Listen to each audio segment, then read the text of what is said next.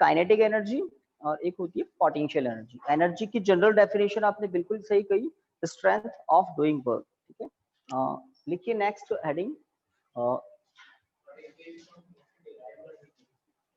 अच्छा, third equation की आप बात कर रहे हैं ना, तो पहले वही बता दूं।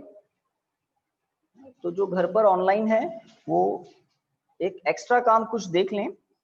v square equal to u square plus 2ax इस इक्वेशन को, थर्ड इक्वेशन ऑफ मोशन, इसको हम कैलकुलस मेथड से कैसे डेराइव करते हैं। तो कैसे डेराइव करते हैं वो देखिए। a equal to dv by dt, एक तो ये काम में लिया था फर्स्ट इक्वेशन के लिए, एक हमने यूज लिया था v equal to dx upon dt, किसके लिए, सेकेंड इक्वेशन के लिए। अगर मैं यहाँ पर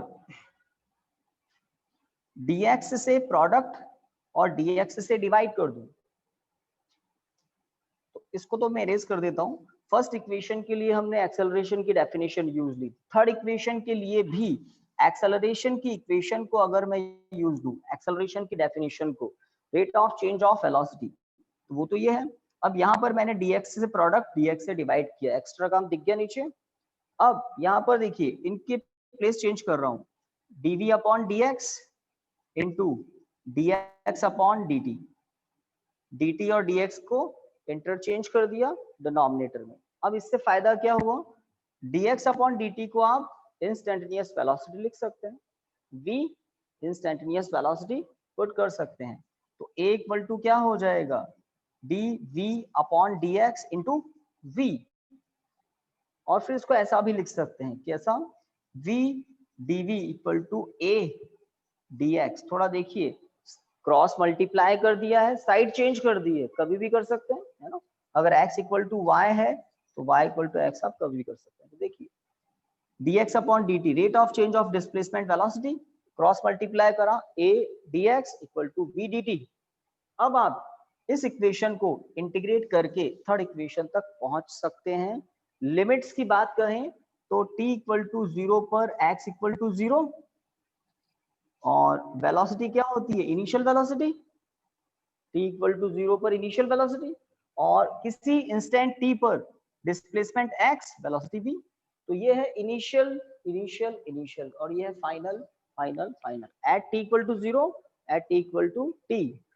तो अगर हम इस इक्वेशन को बिटवीन दीज लिमिट्स इंटीग्रेट कर दें तो देखते हैं क्या होगा।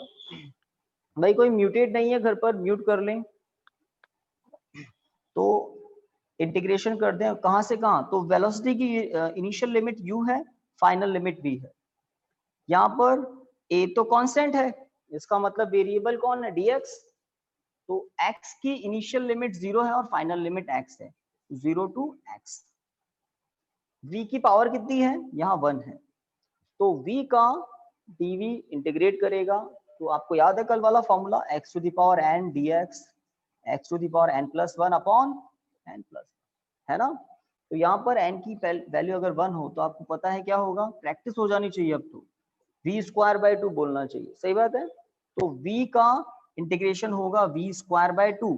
लिमिट्स अप्लाई करने से पहले बिग ब्रैकेट अप्लाई करते हैं और लिमिट्स को ऐसा लिखते हैं, इनिशियल लिमिट और ऊपर फाइनल लिमिट। इंटीग्रेशन हो गया v का, v square by 2 equal to a out, a को इंटीग्रेशन से बाहर कर दें, a को तो इंटीग्रेशन से बाहर ही लिख देता हूं मैं, ठीक है, और 0 टू x dx का इंटीग्रेशन। तो dx का इंटीग्रेशन क्या होता है,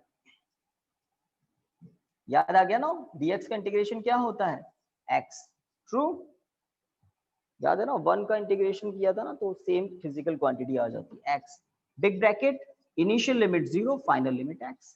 अब वेरिएबल को लिमिट्स की वैल्यूज प्रोवाइड करते हैं और अकॉर्डिंग टू रूल, तो रूल क्या है, पहले upper limit, then minus, then final lower limit. तो upper limit minus lower limit, देखो upper limit minus lower limit, तो v को v की ही वैल्यू प्रोवाइड की तो v square by 2, then v को लोअर लिमिट की वैल्यू प्रोवाइड की, तो वेरिएबल अंदर जो v है ना, ये v था वेरिएबल वाला v, और उसको लिमिट अप्लाई की, upper limit minus lower limit equal to a, यहाँ पर upper limit minus lower limit, सही बात।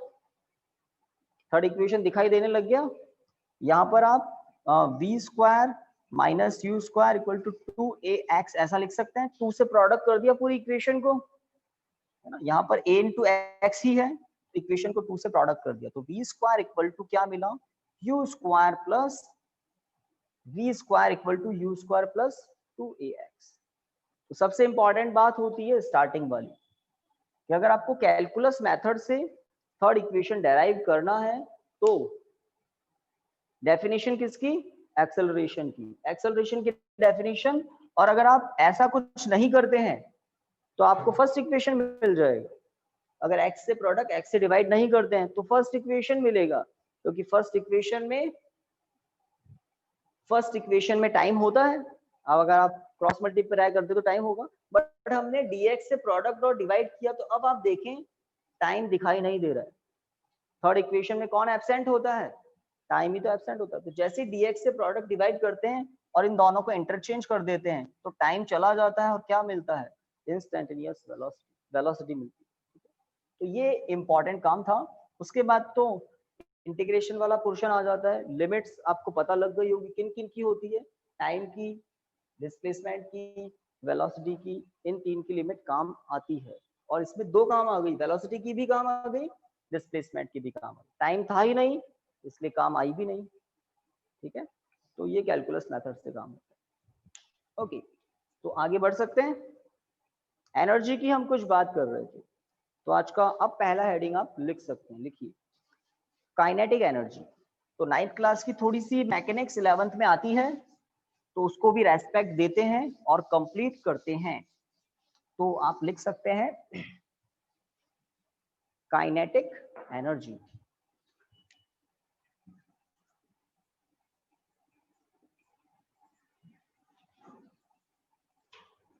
काइनेटिक एनर्जी लिखिए, दी energy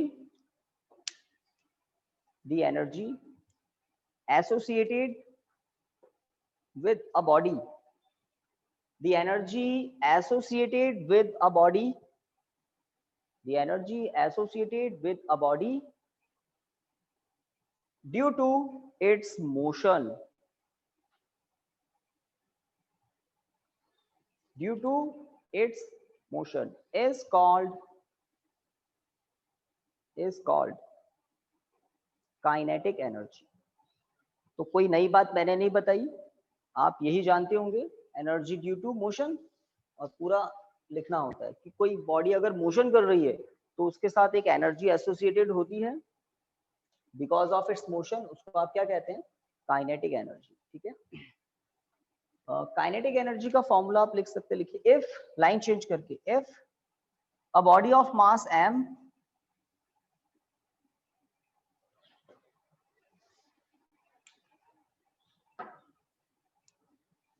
if a body of mass m is moving with speed v, आपको पता होना चाहिए एनर्जी कैसी क्वांटिटी होती है, स्केलर, सही बात, एनर्जी स्केलर क्वांटिटी होती है, तो स्पीड का रोल होता है, ठीक है। वेलोसिटी हम नहीं कह रहे हैं, speed. a body of mass m moving with speed v, then its kinetic energy is given as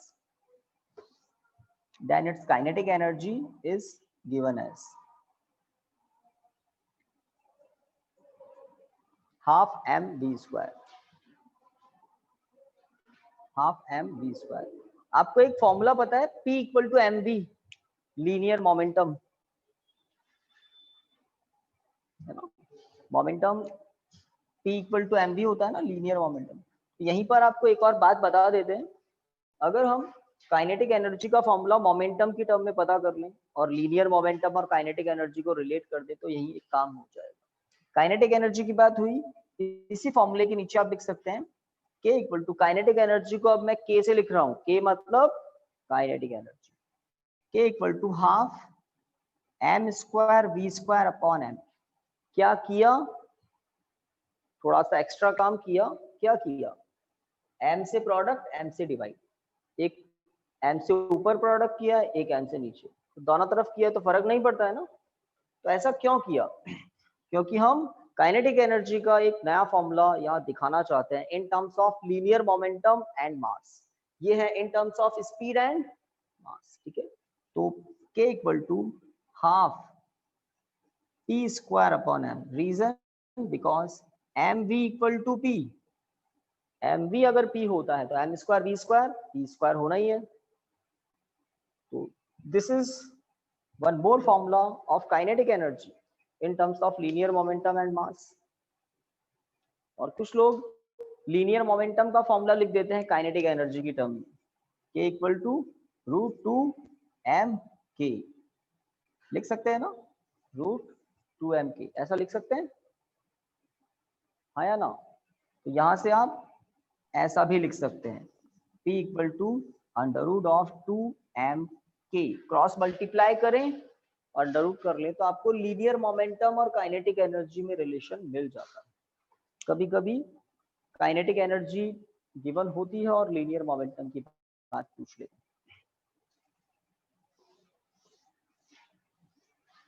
okay, एक और एनर्जी की बात कर लेते हैं, पोटेंशियल एनर्जी। तो काइनेटिक एनर्जी में भी आप जानते होंगे, फॉर्मूलाज भी आपको पता होंगे, थोड़ा सा और क्लियर कर लेना, है ना। कुछ नए फॉर्मूलाज आपको लगते हो तो ध्यान रख लें।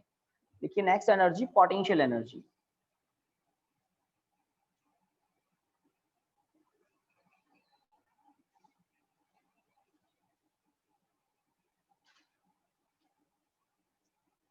पोटेंशियल एनर्जी, पोटेंशियल एनर्जी के लिए in general capital you symbol use किया जाता है।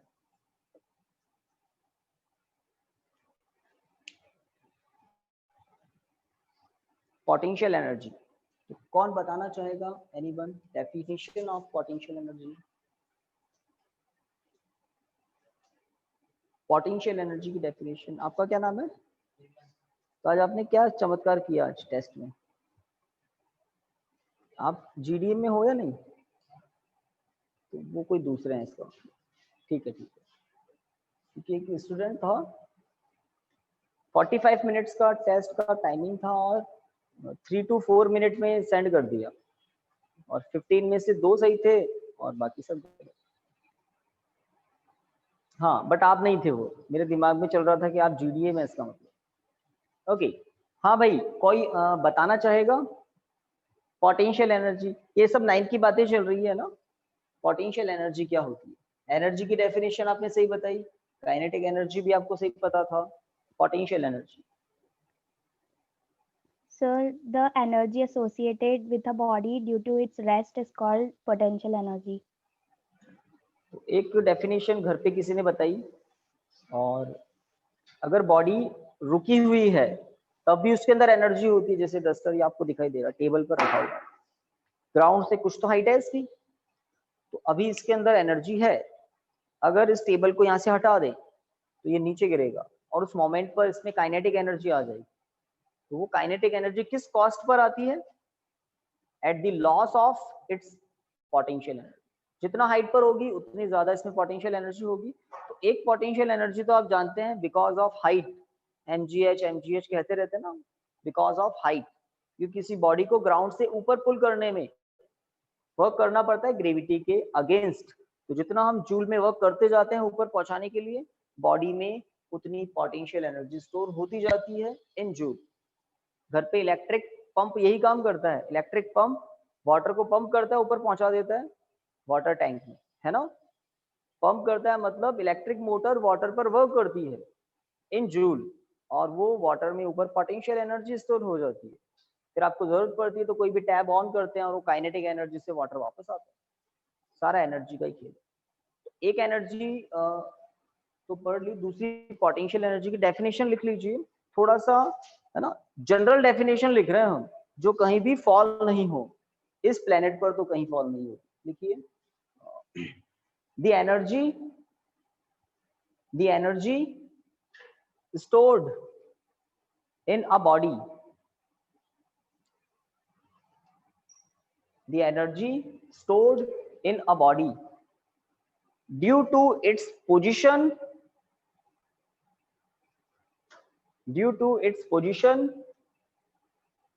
or configuration। ये कॉन्फ़िगरेशन क्या होता है?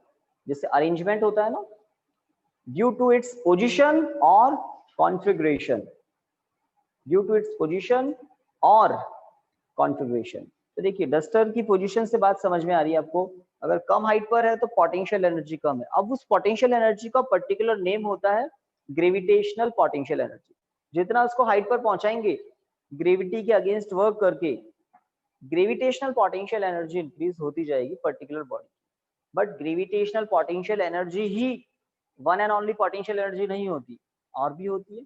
जैसे आपने मैग्नेट के बारे में थोड़ा बहुत तो पढ़ा होगा, मैग्नेट में दो पोल होते हैं, पता है ना, north pole south pole, magnetic field lines होती है। और मे भी आपके हाथ में कभी मैग्नेट लगे हों तो आपने देखा होगा, ऐसा नहीं है कि मैग्नेट अट्रैक्ट ही करते हैं, मैग्नेट एक दूसरे से रिपेल भी करते हैं। अगर आप दो मैग्नेट के लाइक पोल को पास ले आए तो वो एक दूसरे को रिपेल कर रहे होते हैं, है ना। और रिपल्शन फोर्स के अगेंस्ट आप उनको पास लाएं तो आपको वर्क करना पड़ता है रिपल्शन फोर्स के अगेंस्ट, और आपने पास लाकर उनको पकड़ के रखे हुए हो। जैसे ही आप फोर्स हटाओगे वो एक दूसरे को बाउंस बैक करेंगे। तो जब वो पास थे तो उसमें क्या स्टोर हो गई थी, पोटेंशियल एनर्जी। आपने वर्क किया सिस्टम की, उसको बोलते हैं कॉन्फ़िगरेशन, अरेंजमेंट।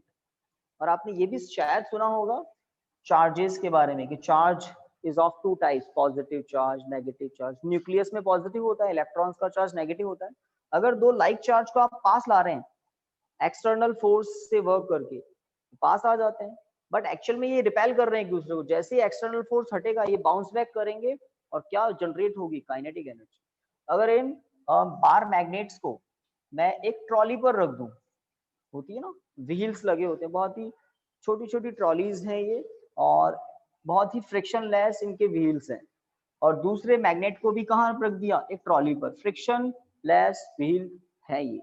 और आप इनको पास लाते हैं, पास लाकर आप इनको देख रहे हैं आराम से, उनमें आपको पता नहीं है बट उसमें पोटेंशियल एनर्जी स्टोर हो चुकी है। आपने वर्क किया था उनको पास लाने में, किसके अगेंस्ट, रिपल्शन फोर्स के अगेंस्ट, मैग्नेटिक रिपल्शन फोर्स के अगेंस्ट। जैसे ही आप अपना फोर्स हटाएंगे आप देखेंगे ट्रॉली दूर जाने लगेगी और मोशन करती हुई दिखाई देगी। तो पोटेंशियल एनर्जी तो खत्म हो चुकी है, अब कौन सी एनर्जी आ चुकी है, because of motion, kinetic energy. Motion कर रही होगी ट्रॉली, आपने धक्का नहीं दिया, आपने तो उनको छोड़ा था, वो एक दूसरे को रिपेल करके अपने आप काइनेटिक एनर्जी आ गई। पोटेंशियल एनर्जी थी तो काइनेटिक एनर्जी आ गई, है ना।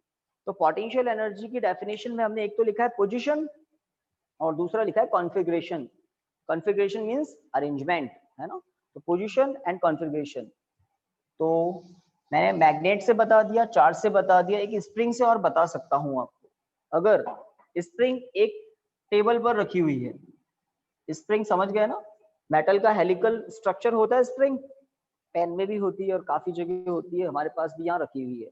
ओके, तो स्प्रिंग किसी टेबल पर रखी हुई है, लेट इसका स्मॉल मास है, स्मॉल है, थोड़ा सा मास है, स्मॉल है, 10 ग्राम 20 ग्राम कुछ भी है, एक बड़ी सी स्प्रिंग। ओके, तो हम इसकी हाइट को चेंज नहीं कर रहे, ये ग्राउंड पर ही रखी हुई है। तो ग्राउंड पर है तो इसकी पोटेंशियल एनर्जी कितनी है,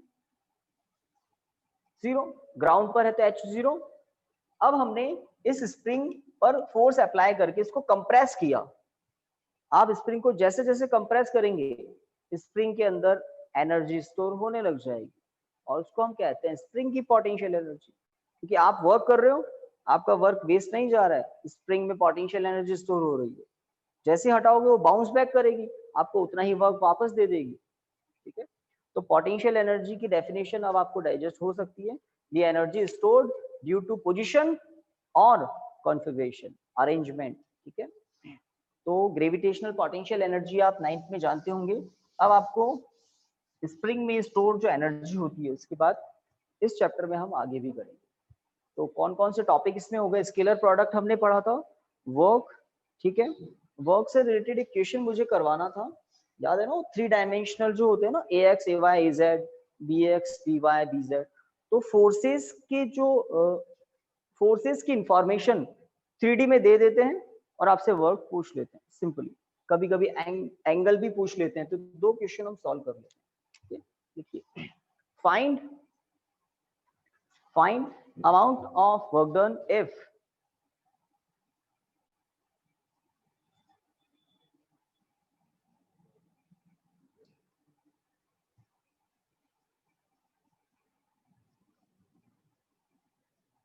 if given f equal to 2 I cap minus 3 j cap plus 5 k cap Newton, 2 I cap minus 3 j cap plus 5 k cap Newton, and x vector equal to, x vector मतलब displacement vector. तो displacement vector को हम यहाँ पर थोड़ा सा symbol change कर रहे हैं भाई, डी वेक्टर लिख रहा हूँ मैं, डी वेक्टर डिस्प्लेसमेंट वेक्टर, कोई फर्क नहीं पड़ता पर डी लिखना है आपको। क्या लिख रहे हैं यहाँ पर हम 3 I cap plus j cap plus 2 k cap metre, है ना। यूनिट मैंने जानबूझकर आपको इजी बता दी है, न्यूटन मीटर एसआई सिस्टम, नहीं तो यूनिट का ध्यान रखना पड़ता है। अगर आपको जूल में वर्क चाहिए तो सब कुछ कैसा होना चाहिए, एसआई सिस्टम में होना चाहिए। ऑलरेडी एसआई सिस्टम में है तो अभी टेंशन नहीं है, आपको डब्ल्यू पता करना है, वर्क डन पता करना है, और आप फॉर्मूला क्या जानते हो। अब फॉर्मूला सुन लो, आप फॉर्मूला क्या जानते हो। आपको एक जनरल फॉर्मूला डेराइव करके बता दिया था और कहा था लर्न कर लेना, और आपने लर्न कर लिया होगा आई थिंक, है ना। तो देखिए अगर दो वेक्टर हैं, एक वेक्टर ए है दूसरा वेक्टर बी है, और कैसे हैं, 3 डायमेंशनल वेक्टर हैं, तो उनका डॉट प्रोडक्ट का ये फॉर्मूला होता है। इस फॉर्मूले को यूज लेकर आप W पता कर सकते हैं। तो अब आपके पास दो वेक्टर कौन है, एक वेक्टर फोर्स है दूसरा वेक्टर डिस्प्लेसमेंट है, दोनों 3 डायमेंशनल वेक्टर हैं, आप फॉर्मूला यूज ले सकते हैं। तो स्टार्ट कीजिए और जूल में वर्क बताइए। Solution f dot d vector equal to what, fx dx plus fy dy। चलिए फॉर्मूला ही लिखते हैं पहले तो f फैक्टर क्या है, 2 I cap minus 3 j cap plus 5 13 आ रहा है सर, 1 3 13 जूल। तो यस सर। देखते हैं 3 I cap plus j cap plus 2 k cap. देखिए तो I कैप वाली टर्म को I कैप वाली टर्म से ही प्रोडक्ट करना है, सीधी सी बात। जब अच्छी प्रैक्टिस हो जाती है तो फिर यहाँ मैंने क्वेश्चन लिखा ना, और मैं इधर घूम के आपकी तरफ देखता हूँ, तब तक तो आंसर बता देता हूँ, क्योंकि प्रैक्टिस हो जाती है। देखिए आई कैप वाली टर्म को आई कैप वाली टर्म से प्रोडक्ट करते जाएं, प्लस 6 माइनस 3 प्लस 10, ये माइनस 13 तो नहीं आ रहा है, प्लस 6 माइनस 3 प्लस 10, वैल्यू सही लिखी है ना मैंने, प्लस 6 माइनस 3 प्लस 10 सही लिखा है मैंने। आई कैप वाली टर्म आई कैप से प्रोडक्ट हुई, जे कैप वाली टर्म जे कैप से, के कैप वाली के कैप से, देख लो आप। तो 3 into 2 6, 1 into minus 3 3, 5 into 2 plus 10, कितना लिखें, प्लस 13 ही आ रहा है। देखो भाई सही बात है क्या, W equal two plus 13 joule, ठीक है ना, प्लस 13 जूल ही आ रहा है। ओके अब अगर आपसे एक और बात पूछ लें, बिकॉज क्वेश्चन ये काम में हम लेकर एक और कॉन्सेप्ट समझ सकते हैं। अगर आपसे पूछ लें what is the angle between force and displacement, angle क्या होगा, फोर्स और डिस्प्लेसमेंट के बीच का एंगल क्या होगा। तो मुझे याद है आपको 3 डायमेंशनल वेक्टर का मैग्नीट्यूड बता रखा है मैंने, मैग्नीट्यूड ऑफ 3 डायमेंशनल वेक्टर, आप कहेंगे ये तो बिल्कुल बता रखा है, मैग्नीट्यूड ऑफ 3 डायमेंशनल वेक्टर बता रखा है ना। तो बातें धीरे धीरे इसलिए समझ में आती है क्योंकि बहुत बार तो आपको कुछ पता होता है बट उसके नाम से थोड़े कम फेमिलियर होते हैं। तो this is magnitude of a 3 dimensional vector, ठीक है। आपको यूनिट वेक्टर के बारे में बता रखा है या नहीं, चलो यूनिट वेक्टर की तो यहाँ जरूरत नहीं पड़ेगी, है ना। आपको स्केलर प्रोडक्ट के बारे में एक इंफॉर्मेशन स्टार्टिंग में दी थी, ए डॉट बी क्या होता है, A B cos theta, magnitude of A magnitude of B cos theta. तो यहां से कॉस थीटा क्या हो जाएगा, कॉस थीटा होगा A dot B upon A into B, ये ए क्या है मैग्नीट्यूड ऑफ ए, बी क्या है मैग्नीट्यूड ऑफ बी, तो अगर आपको फोर्स डिस्प्लेसमेंट, दो वेक्टर हैं फोर्स डिस्प्लेसमेंट, इनके बीच का एंगल पता लगाना हो तो आप इस फॉर्मूले को यूज ले सकते हैं। ए हो जाएगा आपका फोर्स, बी हो जाएगा डिस्प्लेसमेंट। आपको ए डॉट बी तो पता है, मतलब एफ डॉट डी तो पता है, इंडिविजुअल एफ पता लगाओ, इंडिविजुअल डी पता लगाओ, फॉर्मूले में वैल्यू पुट करो। देखिए, also find angle between F vector and D vector. Question एक और स्टेप बढ़ा दिया है ना।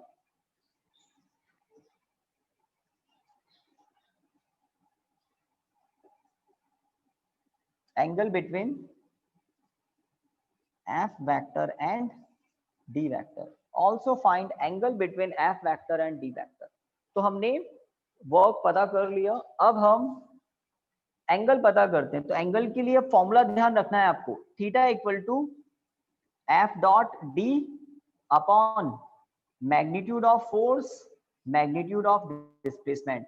फॉर्मूला देख लें, वो जो हम जनरल फॉर्मूला लिखते हैं ना, A dot B equal to A B cos theta, बस ए के प्लेस पर एफ है, बी के प्लेस पर डी है। तो एंगल अभी आएगा, तो कॉस थीटा इक्वल टू 13। अगर किसी ने पता लगाया हो magnitude of force, under root में ही पता लगा लें। तो कैसे करेंगे, देखो 4 + 9 + 25। भाई इसमें किसी को बुरा तो नहीं लगना चाहिए, ax² + ay² + az², तो 2 का स्क्वायर, 3 का स्क्वायर, 5 का स्क्वायर, सम कर दें, कितना आ रहा है, 38 आ रहा है क्या, √38, ऐसा ही रहने दें इसको। सेकंड वाला मतलब डिस्प्लेसमेंट जो है उसका देखें, तो 4 + 9 √14, √14 लिखते हैं फिर, है ना। तो magnitude of displacement √14, no problem, बिल्कुल ठीक है। देख लें, तो यहाँ वैल्यू पुट करते हैं, √13 38 √14। अंडर रूट को सॉल्व करना ही नहीं है ना। बड़े बड़े जब एग्जाम्स होते हैं तो उसमें न्यूमेरिकल टर्म्स तो ऐसे ही छोड़ देते हैं, आपसे एक्सप्रेशन ही पूछ लेते हैं पूरा। तो ये जो थीटा है ना, उसका रिजल्ट आ गया, theta equal to cos inverse 13 upon √18 √14, theta equal to cos inverse, ये आंसर हो। थीटा इक्वल टू बाकी सब इधर, तो साइंटिफिक कैलकुलेटर अगर हो तो इसकी वैल्यू डिग्री में, रेडियन में भी मिल सकती है, बट नहीं, साइंटिफिक कैलकुलेटर अलाउड ही नहीं है, और ऐसी वैल्यूज हम सॉल्व कर ही नहीं सकते, तो इसलिए यहाँ पर छोड़ा जाता है इसको। This is our final answer. अच्छे कंपटीशन एग्जाम में ऐसे ऐसे ऑब्जेक्ट आपको जो एमसीक्यूज आते हैं ना, तो ऑप्शंस में ए बी सी डी में ऐसे एक्सप्रेशन वहाँ लिखे होते, प्रिंटेड होते हैं, क्योंकि साइंटिफिक कैलकुलेटर अलाउड नहीं होता। तो फिजिक्स तो आपको आनी चाहिए, इसमें तो साइंटिफिक कैलकुलेटर नहीं चाहिए, दैट्स इट। तो ये एक एप्लीकेशन था। अब एक और सॉल्व आप करके बताएं।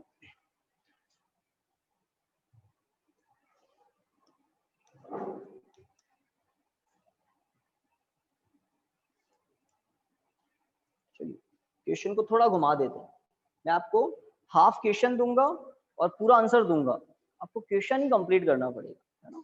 देखते हैं कैसे करेंगे।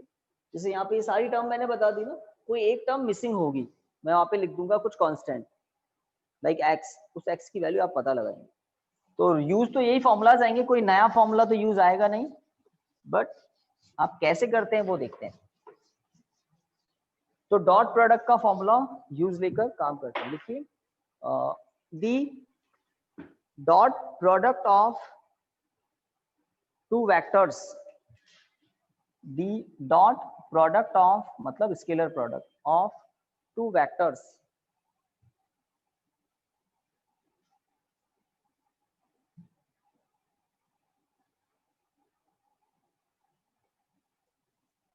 वेक्टर्स, ए वेक्टर लिख दें एंड सर रिपीट करना, the dot product of two vectors A vector लिखा एंड बी वेक्टर लिख रहे हैं हम x I cap plus 2j cap plus 4k cap is is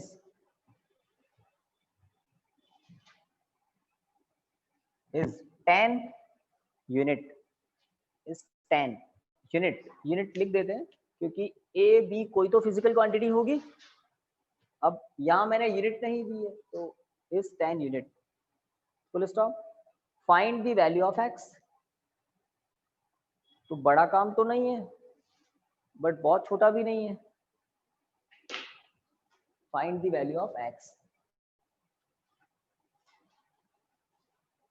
तो ये क्वेश्चन ठीक बन गया, अच्छा बन गया। तो शुरू करते हैं। आपने भी कर दिया होगा, मैं यहां भी शुरू करता हूं। सॉल्यूशन। सबसे पहले formula A dot B dot product की बात कर रहे हैं क्वेश्चन में। तो गिवन क्या है मैं लिख देता हूं। Given A dot B equal to 10, this is given. A dot B equal to 10 given है आपको। डॉट प्रोडक्ट की वैल्यू है 10। I cap minus J cap plus 2k cap dot product of x I cap plus 2j cap plus 4k cap. x minus 2 plus 8 plus 4 तो 10 है ना। x plus 6। अब 20 वाले कौन है भैया? 20 बोले कोई? 20 तो नहीं आ रहा भाई। देखो हमने कुछ गड़बड़ तो नहीं की। 4 आ रहा है इधर तो, 6 भी आ रहा है। 1.66 देखते हैं भाई। 4 ज्यादा बोल रहे हैं भाई। तो हमने कुछ गलत तो नहीं किया, इसका मतलब मेजॉरिटी यहीं पर है शायद। देखिए अब 4 पार्टी चेंज। देखिए कैसे, ये तो सीधी सी बात है। आप इस डॉट प्रोडक्ट को ही देखें, बाकी कुछ भी नहीं। देखिए 1 इंटू एक्स आई कैप के कॉफिशिएंट को ही तो प्रोडक्ट करना है, देन जे कैप के, देन के कैप के। तो आई कैप का कॉफिशिएंट देखिए, इधर 1 है इधर x है, कर दिया प्रोडक्ट। करते ना ax bx। तो जनरल फॉर्मूलाज बाद में डाइजेस्ट होते हैं कि अच्छा ये ऐसे होते हैं क्या। Okay, -1 plus 2 -2 product plus 2 plus 4 plus 8। और ये जो डॉट प्रोडक्ट है इसका आंसर कितना है आपको दिया। मैंने कहा ना मैं आंसर दूंगा और क्वेश्चन पार्शियली दूंगा। क्वेश्चन आपने कंप्लीट कर दिया। x की वैल्यू क्या होगी? 4 ही होगी, तभी 10 मिलेगा। सही बात है ना। तो डॉट प्रोडक्ट कुछ ऐसे भी हो सकते हैं, कर लेंगे आपको। हाँ बोलिए। कॉस थीटा क्यों यूज लेंगे? हमें पता क्या करना है, फाइंड एक्स। तो जरूरत ही नहीं है। अगर आपसे कहें अब एंगल भी बताओ तो वो तो क्वेश्चन ही अलग हो गया, वो क्वेश्चन चेंज हो गया, बढ़ गया। बट अभी आपसे क्या पूछा? Find the value of x. ठीक है, तो एंगल पूछा ही नहीं तो कॉस थीटा वाला फॉर्मूला यूज लेंगे भी नहीं। ओके, एक काम और करते हैं। अगर कोई बॉडी है और इस पर ये एक फ्रिक्शन लेस सरफेस पर है, पहली बात जिससे आप होते ना, आप अपना एक बिल्कुल नया बैग है, ट्रॉली बैग, और उसके व्हील बहुत बहुत आइडियल व्हील है कि आप थोड़ा सा भी पुल करते हैं तो वो डिस्प्लेस होने लग जाता है। किस सरफेस पर चला रहे हैं? एक फ्रिक्शन लेस सरफेस पर आप इसको चला रहे हैं। ये लीजिए, इसको वो आपका ट्रॉली बैग ही बना देते हैं। ठीक है, this is your trolley bag.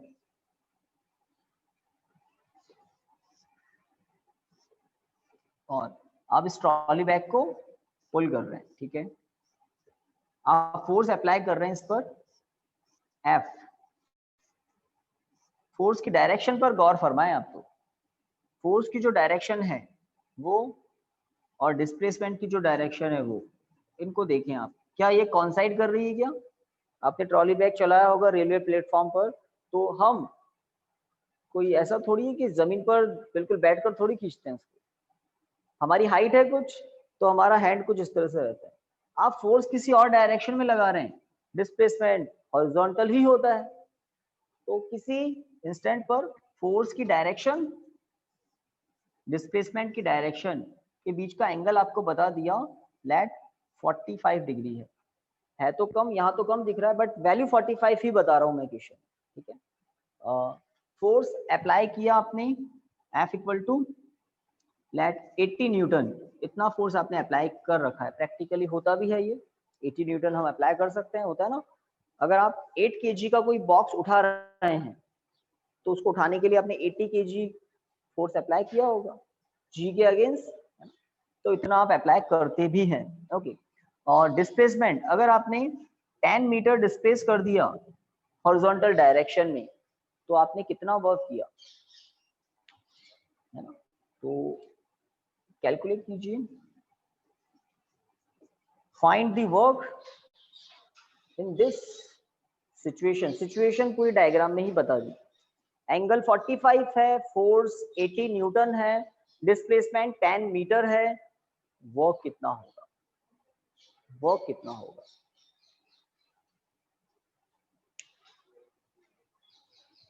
Answer बताया शायद किसी ने, कितना, बिल्कुल सही है, न्यूटन, न्यूटन नहीं जूल होगा ना, वर्क जूल में है ना, 400√2 जूल। कैसे, फॉर्मूले से, कौन सा फॉर्मूला, तो ये फॉर्मूला W इक्वल टू होता है F.x, बताया नहीं, W की बात की थी हमने कुछ या नहीं, फोर्स और डिस्प्लेसमेंट का डॉट प्रोडक्ट होता है W। अब फॉर्मूला ओपन करते हैं तो F(x cos थीटा), F पर एरो है क्या, नहीं है, इसका मतलब फोर्स का मैग्नीट्यूड कितना है 80 न्यूटन। इस क्वेश्चन को करवाने का एक बहुत बड़ा रीजन है, पहले सॉल्यूशन कर देते हैं फिर बात करेंगे। x कितना है 10 है, cos 45 की वैल्यू डायरेक्ट लिख दूं, बुरा तो नहीं लगेगा, cos 45 की वैल्यू 1/√2, हाँ 800 और ये √2, ऐसा कर सकते हैं ना, √2 से प्रोडक्ट √2 से डिवाइड, रेशनलाइज करते हैं ना कि डिनोमिनेटर में हम अंडर को नहीं छोड़ते इन जनरल, तो अगर आप √2 से प्रोडक्ट डिवाइड करें तो ये कुछ ऐसा हो जाएगा 800√2/2, तो फाइनली 400√2, और यूनिट क्या लिखते हैं, जूल। आपने इतना वर्क किया ट्रॉली को 10 मीटर डिस्प्लेस करने के लिए, वर्क आपने इतना किया, क्योंकि एंगल जो था ना, हाँ अगर एंगल बढ़ा दें तो वर्क कम हो जाएगा, आपको पता है ना cos थीटा में यही होता है, एंगल की वैल्यू जैसे जैसे इंक्रीज होती है cos की वैल्यू रिड्यूस होने लग जाती है, ओके। तो इस क्वेश्चन को करवाने से एक ये मेन मोटो था कि आपके दिमाग में क्लियर हो जाए कि जब हम इस फॉर्मूले को यूज लेते हैं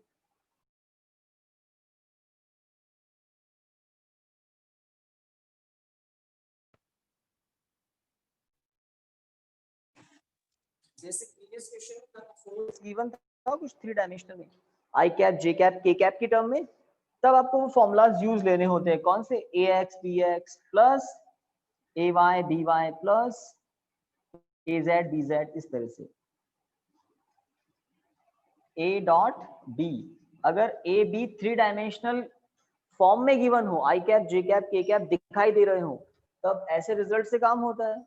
जब मैंने आपको पूरा का पूरा मैग्नीट्यूड ही दे दिया, फर्स्ट वेक्टर का भी सेकंड वेक्टर का भी, उनके बीच का एंगल बता दिया, तो आपको ये वाला फॉर्मूला यूज लेना होता है। तो 2 फॉर्मूलाज है ना, कौन सा कब यूज लेना है क्वेश्चन डिसाइड करेगा, क्वेश्चन में गिवन किस फॉर्म में, ठीक है ना, तो ये बात क्लियर हो जानी चाहिए। और अगर मैं आपको फोर्स का मैग्नीट्यूड दे देता,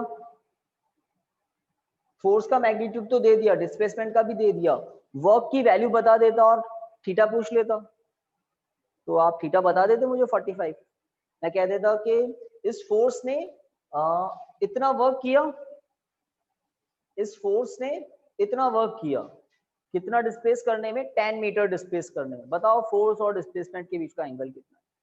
इस फॉर्मूले से ही आप फॉर्मूला बनाते हैं ना, cos थीटा इक्वल टू आप क्या लिखते हैं? W upon F into x. तो मैंने W F X तीनों अगर आपको बता दिए होते तो आप थीटा बता देते। cos थीटा की वैल्यू 1/√2 आती, आप थीटा कह देते 45। तो छोटे मोटे क्वेश्चन इसी के आसपास सब बन जाते हैं, ठीक है ना। अब टाइम बताओ क्या हो गया, है ना। तो अब हमारी जो क्लास होगी कल, वो